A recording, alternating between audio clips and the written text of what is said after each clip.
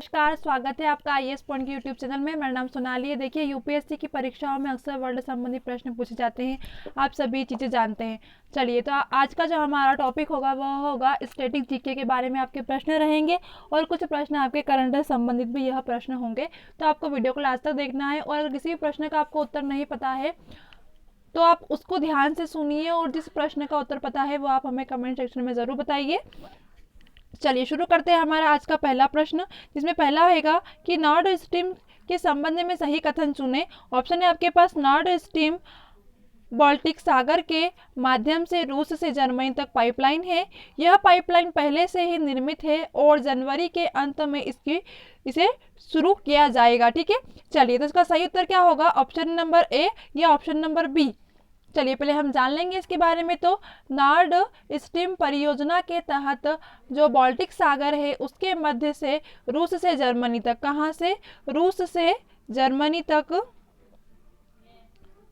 लिख देती हूँ मैं आपको, रूस से जर्मनी तक पाइपलाइन का निर्माण करना है। ठीक है, कहाँ से कहाँ तक, तो रूस से जर्मनी तक पाइपलाइन निर्माण करना है। यह अभी भी निर्माणाधीन है। क्यों निर्माणाधीन है, क्योंकि रूस जर्मनी के बीच तनाव का भी कारण, इन दोनों के बीच में क्या है, तनाव चल रहा है, इसलिए यह क्या है, निर्माणाधीन है। ठीक है, इस तरह क्योंकि इसमें क्या लिया गया कि पहले से ही निर्मित है, परंतु पहले से निर्मित नहीं है क्योंकि रूस और जर्मनी के बीच निर्माणाधीन यह तनाव है, इसके कारण यह निर्माणाधीन है। चलिए, तो इस तरह आपका ऑप्शन नंबर ए सही हो जाएगा, यानी कि नॉर्ड स्ट्रीम जो बाल्टिक सागर के मध्य यह रूस और जर्मनी की एक पाइपलाइन है। चलिए अगले प्रश्न की ओर चलते हैं हम। अगला प्रश्न है, रूस के किस शहर ने नॉर्ड स्ट्रीम को शुरू किया है। आगे देखेंगे हम। ऑप्शन है आपके पास, यूस्टलुगा या यूओबोर्ग। अगला ऑप्शन नंबर 3 है आपके पास, ग्रिफिथ्सवाल्ड या इसमें से कोई नहीं। चलिए इसका सही उत्तर क्या होगा, इसका सही उत्तर होगा ऑप्शन नंबर ए, यूएसटी लोग। आप देखो, नॉर्ड स्ट्रीम एक पाइपलाइन है, आप सभी जानते हैं यह क्या है, एक पाइपलाइन है। आगे देखेंगे हम, इसकी शुरुआत रूस के यूएसटी लुगा से की जा रही है। कहाँ से की जा रही है, रूस के जो लुगा है वहां से की जा रही है। चलिए अगले ऑप्शन की ओर चलते हैं हम। अगला है, दुनिया भर का पहला जो बेड बैंक है वह कौन सा है। ऑप्शन है आपके पास, मेलन बैंक, चीन का बैंक, उसके बाद है जेपी मोरॉन केन एंड को, या इसमें से कोई नहीं। अगर आपको इसका उत्तर पता है तो फटाफट कमेंट सेक्शन में बताइए हमें। अब देखो, दुनिया का जो पहला बेड बैंक है, ठीक है, जो कि संयुक्त राज्य अमेरिका में स्थित है। कहाँ पर है, अमेरिका में, संयुक्त राज्य जो अमेरिका है वहाँ पर स्थित है। कहाँ पर है, तो मेलान बैंक इस क्षेत्र में पहला था। ठीक है, मेलान जो बैंक है इस क्षेत्र में पहला था। इसे मतलब कि ऑप्शन नंबर आपका सही हो गया। अब देखो, इसकी शुरुआत कब से की गई, तो इसे 1988 में पहले बेड बैंक के रूप में माना जाता है। ठीक है, इसे क्या कहा जाता है, इसकी का जो बेड बैंक है उसका नाम क्या है, तो वह मेलान बैंक है, जिसकी शुरुआत जो कहाँ पर है, अमेरिका में है। अमेरिका में इसकी शुरुआत कब से की गई, तो 1988 में की गई। इस तरह आपका ऑप्शन नंबर है सही है। अगले प्रश्न की ओर चलते हैं हम। बेड बैंक के संबंध में निम्नलिखित उत्तर दे। ऑप्शन है आपके पास, बेड बैंक में खुद को उधार देने और क्षमा करने की सुविधा शामिल है।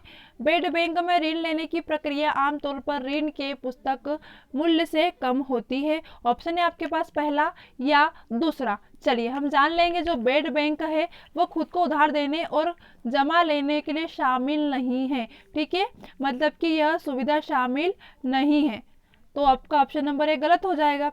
दूसरा क्या है हमारे पास, देखो कि लेकिन जो वाणिज्यिक बैंक है ना, उसको अपनी बैलेंस शीट को साफ करने और जो खराब ऋणों को हल करने में मदद करता है। कौन, बेड बैंक। ठीक है, किसी वाणिज्य बैंक में जो खराब ऋण है उसको हल करने में मदद करता है। अब देखो, खराब ऋण लेने की प्रक्रिया आमतौर पर जो होती है ना, जिसमें क्या करता है, जो बेड बैंक है वो ऋण देने की जो प्रक्रिया है उससे क्या करता है, पुस्तक मूल्य से कम कर देता है। इस तरह आपका ऑप्शन नंबर भी सही हो जाएगा। अगले प्रश्न की ओर चलते हैं हम।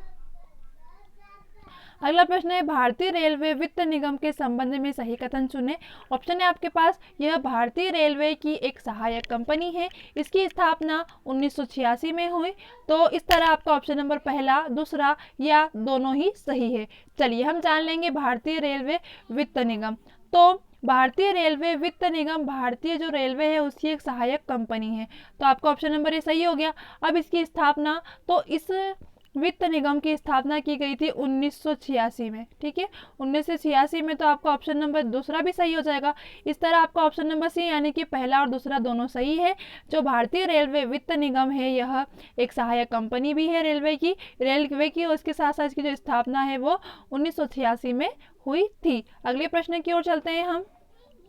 अगला प्रश्न है, गुरु गोविंद सिंह की जयंती 2021 में कब मनाई गई है? ऑप्शन है आपके पास 21 जनवरी, 16 जनवरी, 13 जनवरी या 20 जनवरी। ठीक है, अब 2021 है तो सोचो कि जनवरी में बनाई गई, क्योंकि अभी तो फरवरी आ गया है, अभी तो फरवरी आया ही नहीं है ना, तो जनवरी में कब बनाई गई है? चलिए तो जान लेंगे हम। अब देखो, गुरु गोविंद सिंह के बारे में कुछ जान लेंगे। तो यह भारत में उत्साह गुरु पर्व के रूप में मनाया जाता है। ठीक है, क्या जो गुरु पर्व के रूप में इसे भारत में बहुत अच्छे से मनाया जाता है, और सिखों के सबसे शुभ त्योहारों में से एक है। ठीक है, यह क्या है? यह तो जो सिखों है उनके सबसे शुभ त्योहार में से एक है। इस वर्ष गुरु गोविंद सिंह की जो जयंती है वह कौन सी थी? तो वह 354वीं जयंती थी। किसकी? गुरु गोविंद सिंह की। इसके साथ साथ और देख लेंगे कि यह जो जयंती है यह 20 जनवरी 2021 में बनाई गई। कब बनाई गई? 20 जनवरी 2021 में बनाई गई। तो हमसे प्रश्न में यही पूछा गया है कि गुरु गोविंद सिंह की जयंती 2021 में कब बनाई गई? तो कब बनाई गई? 20 जनवरी 2021 में। कौन सी बनाई गई? तो 354वीं जयंती बनाई गई। अगले प्रश्न की ओर चलते हैं हम। औरंगजेब के हाथों किस सिख गुरु को शहादत का सामना करना पड़ा था? ऑप्शन है आपके पास गुरु रामदेव, गुरु गोविंद सिंह, गुरु तेग बहादुर या गुरु नानक। चलिए तो देख लेंगे हम। इसका सही जवाब है ऑप्शन नंबर सी। अब कैसे सही है? देखो, गुरु तेग बहादुर सिखों के 90 गुरु थे। कौन से थे? सिखों के 90 गुरु। सिखों के 90 गुरु कौन थे? तो गुरु तेग बहादुर, जिन्हें मुगल सम्राट औरंगजेब के हाथों शहादत मिली थी। इस तरह आपका ऑप्शन नंबर सी सही हो जाएगा। अगले प्रश्न की ओर चलते हैं। भारतीय नवाचार सूचकांक 2020 के संबंध में सही कथन का चयन कीजिए। ऑप्शन है आपके पास, इसका उद्देश्य देश के नवाचार पर्यावरण के निरंतर मूल्यों के लिए एक व्यापक रूपरेखा तैयार करना है। किसका उद्देश्य? जो नवाचार है इसका उद्देश्य क्या है? तो इसका व्यापक रूपरेखा में जो कि मूल्यांकन है, ठीक है, निरंतर मूल्यांकन है, उनके लिए एक व्यापक रूपरेखा तैयार करना है। दूसरा है, भारतीय नवाचार सूचकांक की तीसरी रिपोर्ट 20 जनवरी 2021 को जारी की गई। चलिए तो इसका सही उत्तर क्या हो जाएगा? देखो, नीति आयोग ने इंस्टीट्यूट फॉर कॉम्पिटिव्स, ठीक है, क्या? इंस्टीट्यूट फॉर कॉम्पिटिव्स के साथ 20 जनवरी 2021 को भारतीय नवाचार सूचकांक 2020 को दूसरा संस्करण जारी किया है। ठीक है, यहाँ पे क्या किया गया है? यहाँ पे तीसरा लिखा गया है, तो तीसरा नहीं दूसरा आएगा। ठीक है, तो आपका ऑप्शन नंबर, ये तो दूसरा गलत हो गया है, तो ऑप्शन नंबर ए आपका सही हो जाएगा, क्योंकि इसका उद्देश्य क्या है? नवाचार पर्यावरण के निरंतर मूल्यांकन के लिए व्यापक रूपरेखा तैयार करना, और 20 जनवरी 2021 को भारतीय नवाचार सूचकांक 2020 को दूसरा संस्करण जारी किया गया है। इस तरह आपका ऑप्शन नंबर ए सही हो जाएगा। अगले प्रश्न की ओर चलते हैं हम। हाँ, चलिए देखेंगे हम। ग्रेट लीन वाले प्रोजेक्ट के बारे में सही कथन चुने। ऑप्शन है आपके पास, अफ्रीका संघ ने इस प्रोजेक्ट की शुरुआत 2007 में की थी। इस प्रोजेक्ट का विचार साहिल क्षेत्र में पश्चिम और सेनेगल से लेकर पूर्व DJI बाउटिटी तक किया जाएगा। ऑप्शन है आपके पास केवल पहला, केवल दूसरा या पहला और दूसरा। चलिए तो इसका सही उत्तर हो जाएगा, देखेंगे हम। अमेरिका संघ ने जो ग्रेट ग्रीन वाला प्रोजेक्ट है इसकी शुरुआत 2007 में की थी। आपका ऑप्शन नंबर ए तो यह सही हो गया। आगे देखेंगे हम। इसमें सहारा मरुस्थल की जो दक्षिण सीमा है इससे लगा हुआ है। किससे लगा हुआ है? सहारा जो मरुस्थल है इससे लगा हुआ है यह। आगे देखेंगे हम। देश और अंतर्राष्ट्रीय जो पार्टनर है इसमें शामिल है। इस प्रोजेक्ट का जो विस्तार है वह साहिल क्षेत्र में पश्चिम में, कहाँ पर है? साहिल क्षेत्र में पश्चिम में सेनेवाल से लेकर पूर्व में